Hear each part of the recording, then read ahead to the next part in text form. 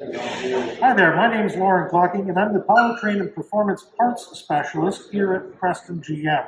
And today we're talking to Paul Dries, the owner of this beautiful C5 Corvette Coupe here. It's a, what, 99, Paul? Yes, this is a 99 Corvette, so it's the second year of this C5 generation. Yeah, okay. How long had you wanted a Corvette for before you actually pulled the trigger and made the purchase? A number of years ago, I had some performance cars, some VW GTIs and a BMW, and I never really, the thing I always wanted was that V8 sound that you can only find in an American performance car. And so I started seeking out something that had that combination of the handling of the BMW with the performance of the V8, and I started looking at Corvettes. Gotcha. How long did it take you to find the right car? It took me a number of months. I started looking, and one of my big check boxes that I wanted in a Corvette was a manual transmission. And surprisingly, they're even in this generation, they're hard to find. So, right. Is this the first Corvette you've ever had? This is my first Corvette I've owned. It's probably the first car of its type even that I've owned, being that as an American performance car. When did you buy it? How long have you had it now? So I've had this car since 2015. I purchased it from actually somebody who was a sales guy at a dealership, and so I found it on Craigslist looking through the ads, and so I went to a Hyundai dealership of all things, and the guy takes me out in the back lot, way behind all these brand new Hyundais, and there's this Corvette sitting there, and so I poured it over and took a look, and I said, let's go for a drive. So, one thing led to another. Yeah. So what led you specifically to this particular car? Why this one as opposed to any number of other C5s?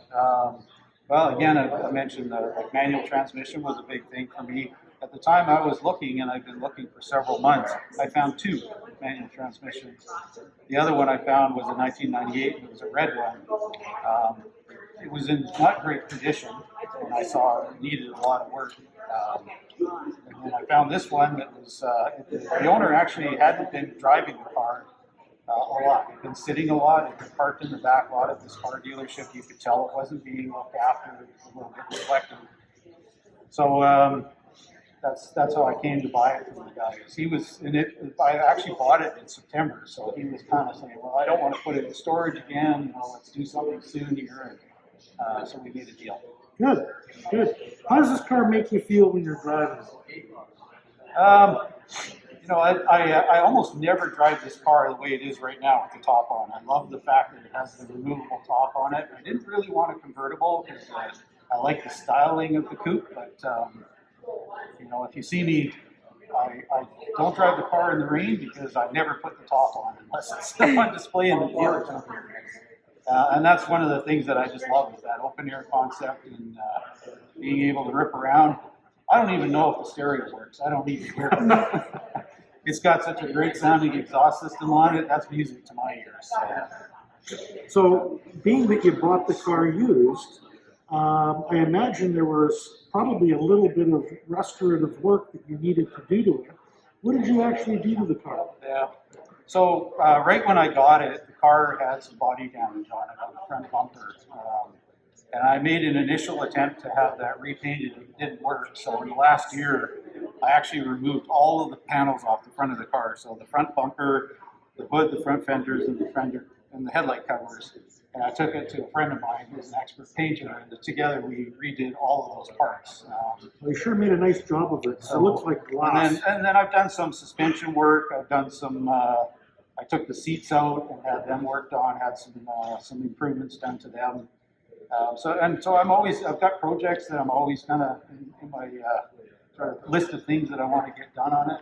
I've done some electrical work on the car. These cars have kind of a little bit of an Achilles heel in the electrical system with the grounding, and sometimes they'll throw codes when it's just really just a bad ground in the car. So, has it ever given you any major problems, or has it been rock solid?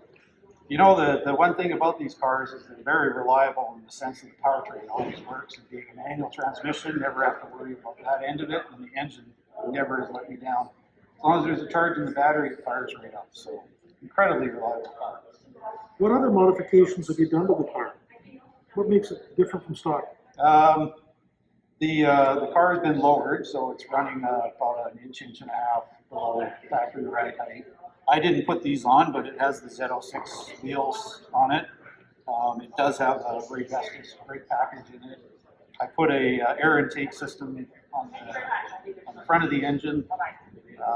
In the future, I plan on doing a little bit more engine work and then having the ECU reflash with a new tune in it. Which, from talking to other Corvette owners, that makes a big difference to these cars.